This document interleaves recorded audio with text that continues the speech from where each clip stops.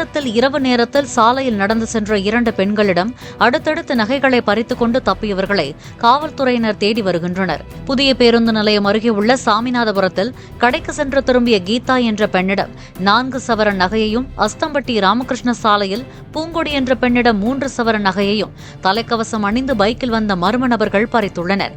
இரு சம்பவங்களிலும் ஈடுபட்டது ஒரே நபர்களா என போலீசார் விசாரணை நடத்தி வருகின்றனர். பிளே ஸ்டோர் மற்றும் ஆப் ஸ்டோரில் இருந்து பாலிமர் செயலியை QR கோடு மூலம் பதிவிறக்கம் செய்யுங்கள். செய்திகளை உடனுக்குடன் பெறுங்கள்.